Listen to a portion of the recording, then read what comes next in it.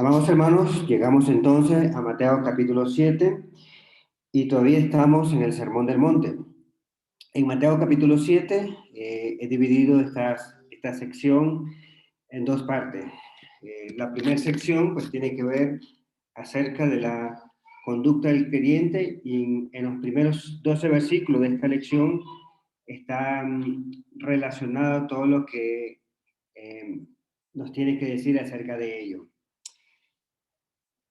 El propósito de la lección es que Jesús nos enseña a dejar la hipocresía en nuestra conducta. A manera de introducción de este estudio podemos decir lo siguiente. Llegamos a la parte final del Sermón del Monte.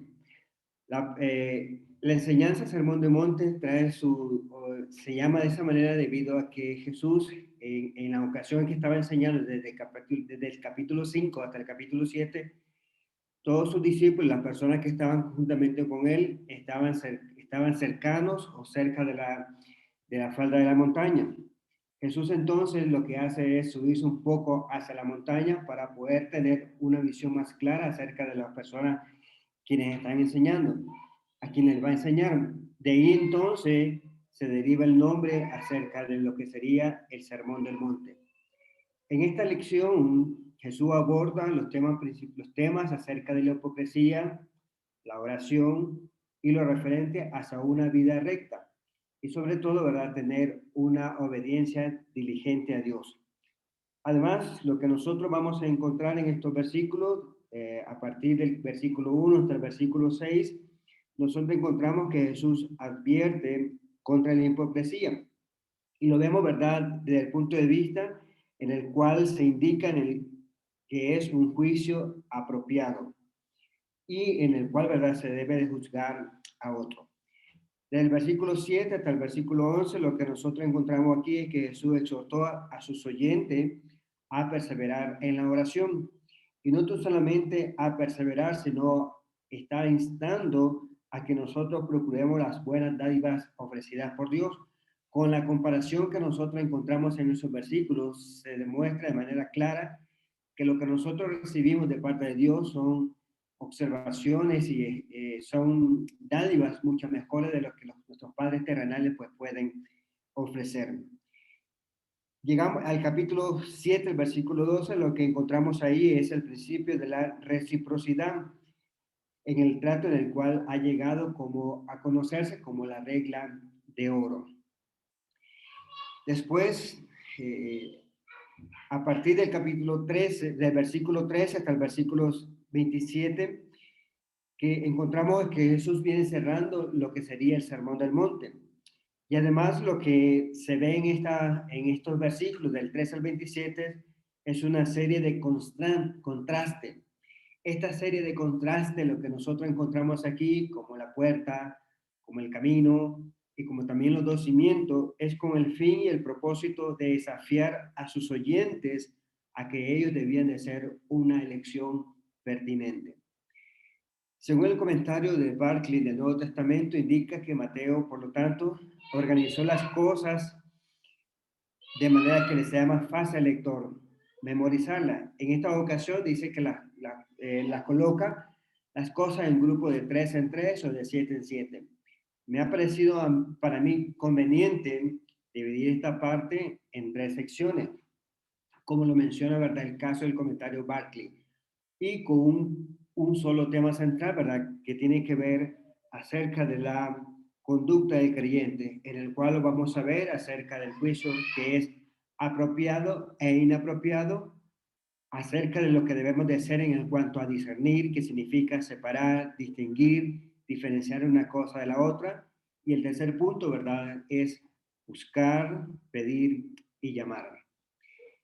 Entrando entonces al estudio, llegamos entonces a la primera parte del capítulo 7, del versículo 1 hasta el versículo 6, donde aquí realmente encontramos como primer punto juicio apropiado e inapropiado. En Mateo capítulo 7, del versículo 1 hasta el versículo 6, nosotros podemos leer lo siguiente: no juzguéis para que no seáis juzgados, Porque con el juicio con que juzgáis, seréis juzgados. Y con la medida con que medís, os será medido. Versículo 3. ¿Y por qué mira la paja que está en el ojo de tu hermano y no echa a ver la viga que está en tu propio ojo? ¿O cómo dirás a tu hermano, déjame sacar la paja de tu ojo y aquí la viga en el ojo tuyo? Hipócrita, saca primero la viga de tu propio ojo y entonces la verás bien para sacar la paja del ojo de tu hermano. No deis los santos a los perros, ni echéis vuestras perlas delante de los cerdos, no sea que la pisoteen y se vuelvan y se os despedacen. En la primera instancia, lo que nosotros encontramos es que el versículo nos dice, no juzguéis para que no seáis juzgados. Esta expresión no está diciendo el cese del juicio. Por el contrario, el mandato de Jesús es, por lo tanto, tenemos que verlo desde el contexto mismo del propósito del Sermón del Monte. Esto es, contrastar la justicia de Dios con la justicia de los escribas y los fariseos. En Mateo 5:20, ¿verdad? Jesús exhortaba a que nuestra justicia fuese mayor que los escribas y fariseos. En el asunto de los escribas y fariseos, su justicia y la forma de juzgar siempre fue lo externo. Jesús entonces está diciendo que nosotros fuésemos más allá acerca de ello.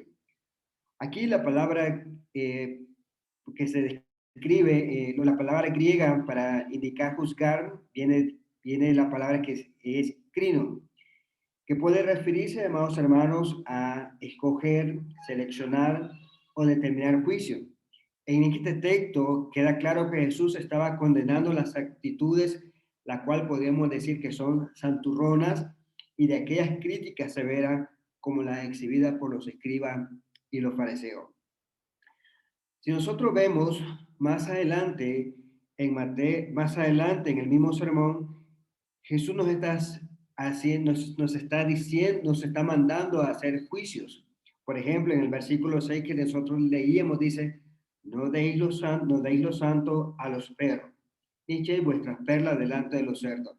En esta ocasión y en este versículo 6, 7, 6 nos está diciendo que realmente debemos de usar nuestro discernimiento, que realmente nosotros debemos de usar de nuestro juicio en cuanto a lo concerniente a lo que serían los santos y a lo que serían las perlas en el sentido, ¿verdad?, de poder discernir qué tipo de personas son las adecuadas para poder recibir tanto lo que sería el Evangelio. Otro versículo en el cual también se nos hace ver el hecho de juzgar, es Mateo capítulo 7, el versículo 15 y 16, en el cual en estos versículos se está diciendo lo siguiente, el verso 15, guardaos de los falsos profetas, que vienen a vosotros con vestidos de ovejas, pero por dentro son lobos rapaces. Luego el versículo 16 dice, por sus frutos los conoceréis. ¿Acaso se recogen uvas de los espinos o higos de los abrojos?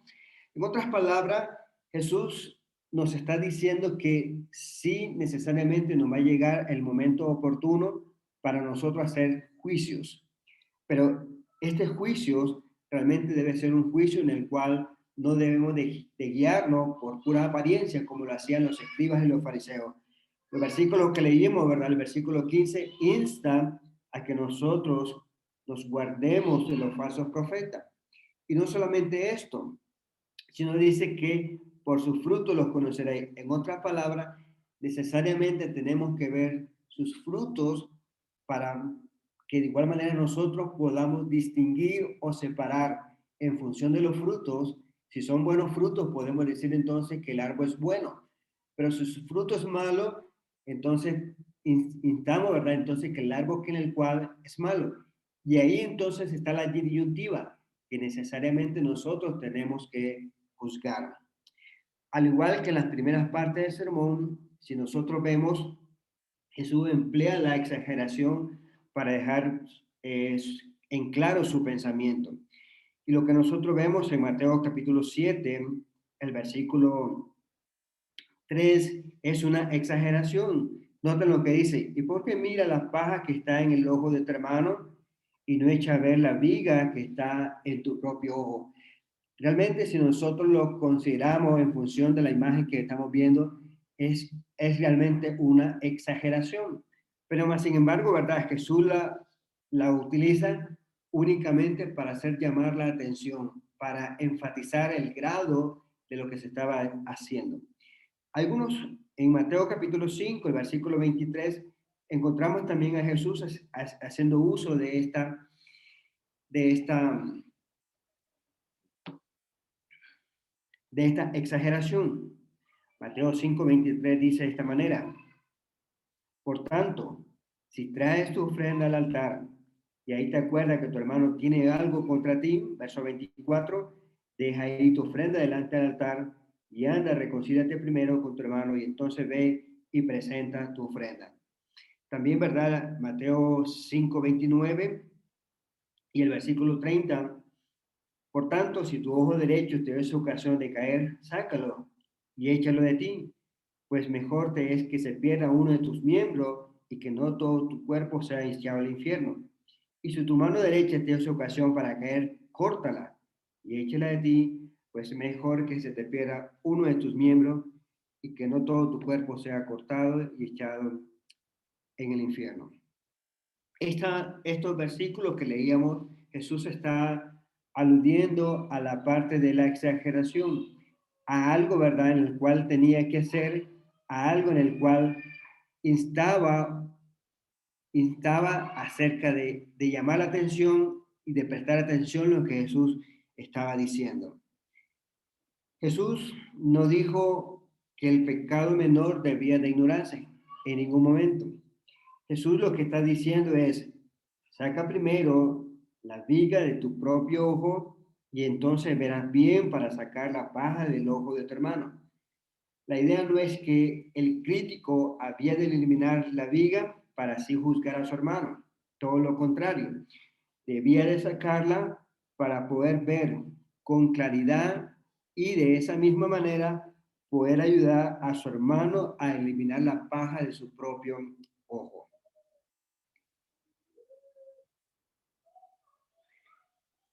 Mateo capítulo 6, el versículo 7, llegamos al segundo punto, en el cual en esta ocasión nos dice lo siguiente.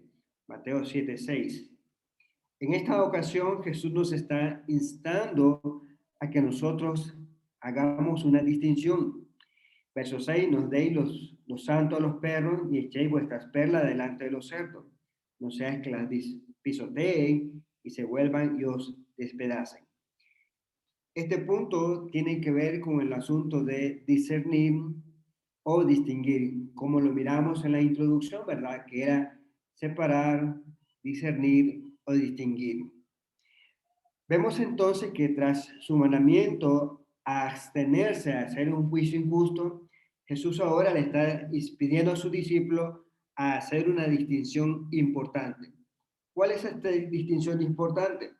Dice: no deis lo santo a los perros, ni echéis vuestras perlas delante de los cerdos, no sea que la pisoteen y se vuelvan y os despedacen. Aquí, en primera instancia, podemos decir que los perros no eran, en tiempos antiguos no eran domesticados como hoy en día los teníamos. Estos, estos vagaban en manada y atacaban a los seres humanos si se les provocaba o si tenían demasiada hambre. Los judíos llamaban, ¿verdad?, a los gentiles como perros. Noten la comparación de Mateo capítulo 15, versos 25 y 26. Entonces ella vino y se postró ante él diciendo: Señor, socórreme. Respondiendo él dijo: no está bien tomar el pan de los hijos y echarlos a los perrillos. Aunque esta comparación, ¿verdad?, podríamos decir que es bastante fuerte, pero más sin embargo, ¿verdad?, es una ilustración en el cual, si vemos la actitud de la mujer, vemos de qué manera se defiende diciendo, ¿verdad?, que aún los perrillos comían de la migaja que se caían de la mesa. También en Filipenses capítulo 3, el versículo 2, vemos que Jesús utilizó esta distinción.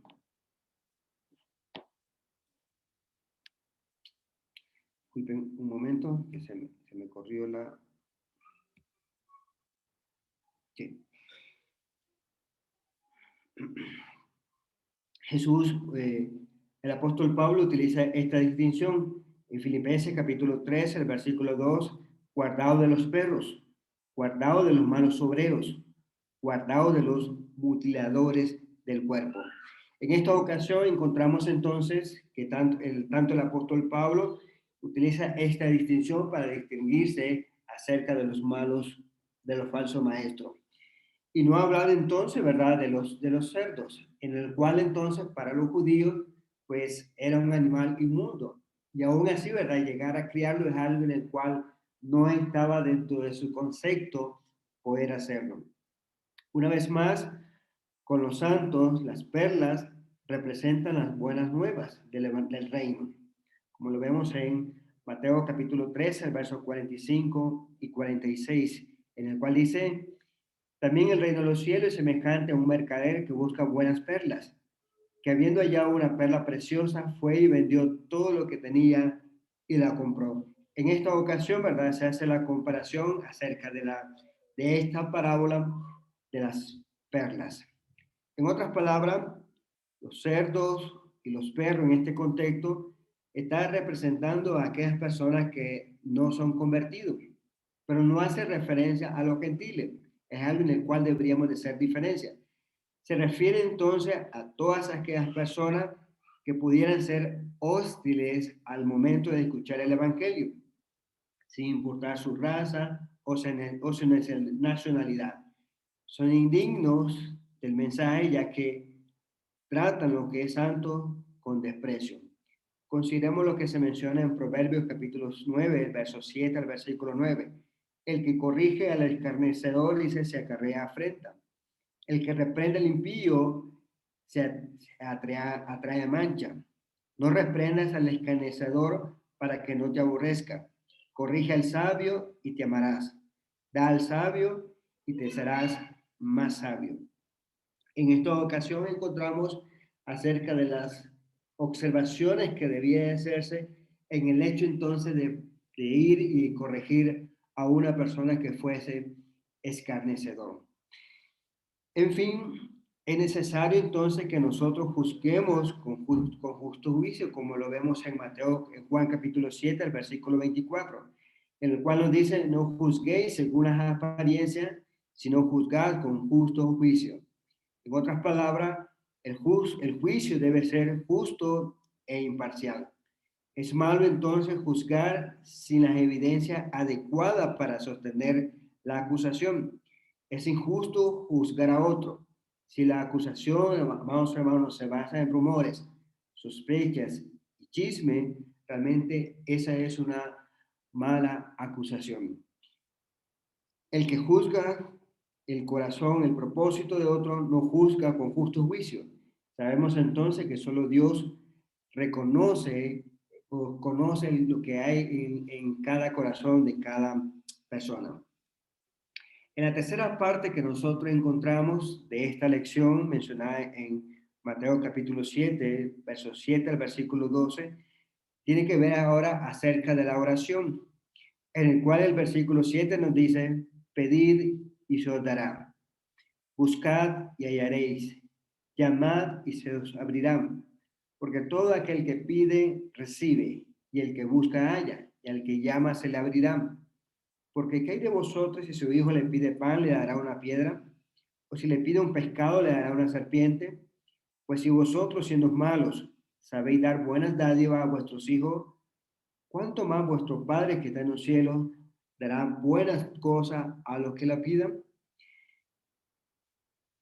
Jesús en esta porción vuelve al tema de la oración, como lo analizábamos en Mateo capítulo 6, del versículo 5 al versículo 15. Ahora, en estos versículos comienza con tres exhortaciones a saber que debemos de pedir, que debemos de buscar y llamar. Estas palabras o estos verbos están de manera imperativo y en el cual, ¿verdad?, seguidos de dos ilustraciones, involucra una respuesta de un padre e hijo, en el cual dice: le pide pan y pescado. En el Antiguo Testamento o para el tiempo de Jesús, por lo general el pan tenía forma de piedra. Por eso se hace la comparación en este versículo, ¿verdad? Si su hijo le pide pan, el padre pues no le dará una piedra. También se recuerda en el caso de la tentación de Jesús con Satanás, la primera tentación que miró, di que estas piedras se conviertan en pan. Es por esa particularidad entonces que el pan del Nuevo Testamento tenía una forma redondeada. Y en el caso del pescado, según la costumbre del tiempo de Jesús, muchas veces los pescados lo relacionaban con la serpiente. Digamos que algún tipo de pescado lo relacionaban con la serpiente. Es por eso la comparación que nosotros vemos aquí de que si su hijo le pide pan, dice pescado, perdón, no le hará una serpiente. Es exactamente por esa ilustración. La palabra pues, pedir es una referencia común, amados hermanos, a la oración, como nosotros lo vemos en Marcos capítulo 11, el versículo 24, en el cual dice de esta manera: por tanto, os digo que todo lo que pidiereis orando, creed que lo recibiréis y os vendrá. Vemos entonces que esta palabra pedir es una referencia a la oración. Juan capítulo 14, el versículo 13, el versículo 14 también se menciona esta misma expresión.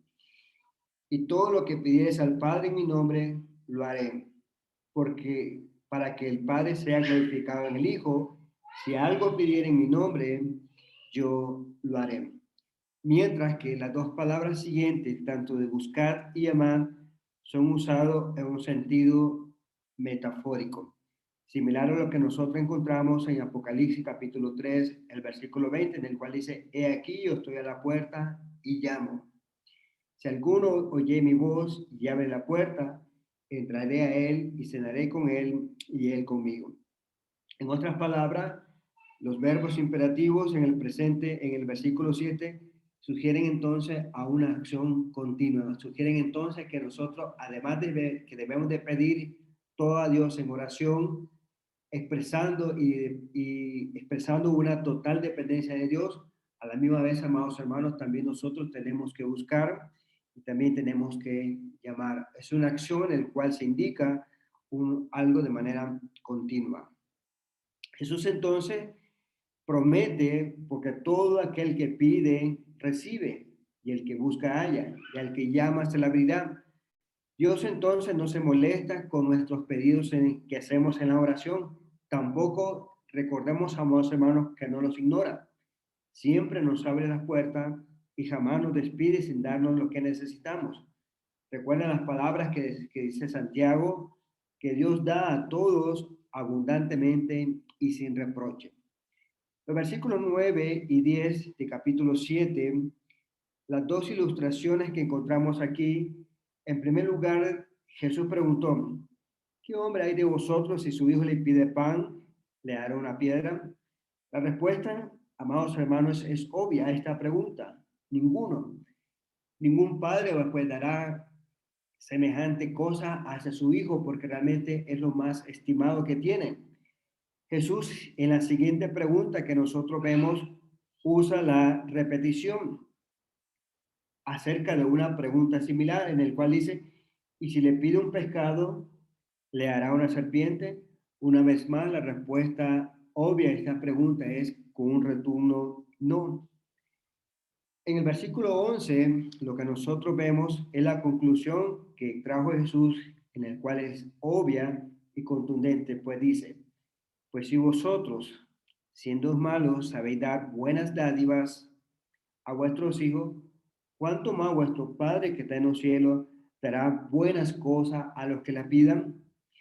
Jesús utilizó un argumento en el cual va de menor a mayor para demostrar entonces que Dios siempre es generoso con su pueblo.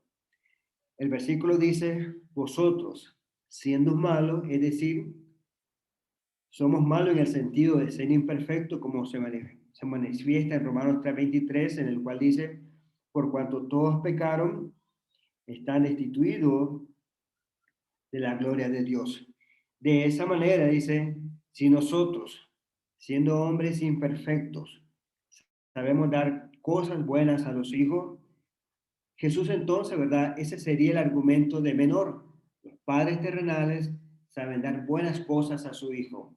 Y el argumento mayor al cual nos lleva en este versículo es, cuánto más el Dios que es perfecto en conocimiento, en poder y en su deseo de ayudar y benecer a sus hijos, dará las cosas a los que las pidan. Dará las cosas buenas a aquellas personas que les pidan. Ese es el argumento, ¿verdad?, en el cual Jesús está mencionando en el versículo 11. Santiago 1:17, ¿verdad?, para reforzar esta idea, dice de esta manera, toda buena dádiva y todo don perfecto pues desciende de lo alto, del Padre de las luces, en el cual no hay mudanza ni sombra de variación. En este versículo, ¿verdad?, se nos enfatiza de manera clara que toda buena dádiva y todo don perfecto desciende de dónde? Del Padre de la luz. Y es lo que el versículo 11 mencionaba, ¿verdad? Si nuestros padres terrenales saben dar buenas cosas, cuánto más nuestro Padre celestial dará todas aquellas cosas a quienes pidan. Efesios capítulo 1, el versículo 3, dice de esta manera, bendito sea el Dios y Padre nuestro Señor Jesucristo, que nos bendijo con toda bendición espiritual en los lugares celestiales en Cristo. Este versículo también manifiesta que todas las bendiciones espirituales Dios las ha derramado en un lugar, en los lugares celestiales. Sin olvidar entonces también Efesios capítulo 3, el versículo 20, en el cual dice, y aquel que es poderoso para hacer todas las cosas mucho más abundante de lo que pedimos o entendemos, según el poder que actúa en nosotros. Este versículo, ¿verdad?, relaciona a un Dios en el cual dice es poderoso para hacer todas aquellas cosas mucho más abundantes de lo que pedimos. En otras palabras, Jesús está dando una conclusión diciendo que debemos de pedir a nuestro Padre con toda confianza, sabiendo que de Él recibiremos cosas buenas y alentadoras. Llegamos al capítulo Mateo capítulo 7, el versículo 12, y podríamos decir que es la conclusión de la enseñanza que venimos tratando desde el capítulo 7, del versículo 1 hasta el versículo 11. He considerado el versículo 12 como la conclusión de todo esto. En Mateo capítulo 7, el versículo 12 dice de esta manera, así que todas las cosas que queráis que los hombres hagan con vosotros, así también vosotros haced con ellos, porque esto es la ley y los profetas. En Mateo capítulo 7, el versículo 12, se presenta el resumen de lo que hemos tratado anteriormente. Y este pasaje es conocido realmente como la regla de oro. Y el versículo menciona así que todas las cosas que queráis que los hombres hagan con vosotros, así también haced vosotros con ellos, porque esta es la ley y los profetas. Esta regla de oro, amados hermanos, expresa un principio fundamental del reino de Dios. Los ciudadanos del reino de los cielos la practican. Es la base fundamental de nuestra relación con otro. Que esto sea la regla de nuestra vida, es decir, tratemos a otro como queremos ser tratados. Desde luego, esta regla implica una conducta razonable y responsable. Jesús presenta esta regla desde el punto de vista positivo. Y si nosotros vemos y hacemos la comparación con otras muchas filosofías, presentan esta misma regla desde el punto de vista negativa. Por ejemplo, ¿verdad? El filósofo el filósofo chino Confucio dijo, lo que no quieres que te hagan a ti, no lo hagas a los demás. Luego, Isócrates lo mencionó de esta manera, cualquier cosa que te enfurece cuando lo sufre a manos de los demás, no se lo hagas a ella. Y podría enumerar muchas otras. El asunto está que estas personas manifiestan el mismo concepto, pero lo ven desde el punto de vista negativo. En el caso de Jesús o la amonestación de Jesús, vemos que se expresa de forma positiva y las acciones de la misma no se limitan, ¿verdad?, para un grupo en particular, por ejemplo, nuestros amigos, sino que el versículo dice, todas las cosas que queráis que los hombres hagan con vosotros, así también haced vosotros con ellos. Amados hermanos, si esta enseñanza se practicara, se resolvería toda clase de problemas en el hogar, en la iglesia y en todas las relaciones humanas. A veces hay hermanos que se quejan, por ejemplo, para poner un ejemplo, se quejan, ¿verdad?, de que estuvieron enfermos, hermano, estuve enfermo y nadie me fue a visitar. Pero a veces podemos preguntarnos, ¿usted, cuando X hermano estuvo enfermo, fue usted a visitarle?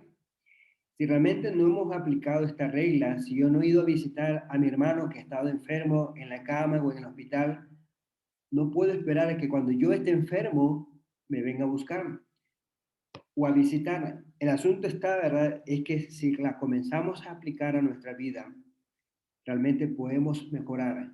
Y es la intención de Jesús, ¿verdad? Que en el cual nosotros lo hagamos y de esa manera también poder mejorar. Y eso se aplica en cualquier dificultad. Posiblemente, ¿verdad? Nos pudimos percatar de que un hermano estaba en dificultad, que estaba mal, y a veces, ¿verdad? No le visitamos, pero cuando realmente nosotros estamos en una situación similar a la que él estuvo, muchas veces nosotros nos quejamos, nadie me vino a visitar, pero el asunto está, ¿verdad? Es, ¿qué hizo usted cuando realmente el hermano X estaba en una situación similar a la cual usted está reclamando? Amados hermanos, creo, ¿verdad?, que la consideración de Jesús y en todo el resumen, ¿verdad?, que se viene hablando del capítulo 7, del verso 1 hasta el versículo 12, es que nosotros debemos de aplicar esta regla en nuestra vida. Al aplicarla, amados hermanos, podemos encontrar muchos resultados positivos en la iglesia. Quisiera, amados hermanos, terminar en esta ocasión aquí deseando y agradeciéndole a todos y cada uno, ¿verdad?, la oportunidad que me dieron de poder compartir el estudio en esta tarde. Que el Señor le bendiga, amados hermanos.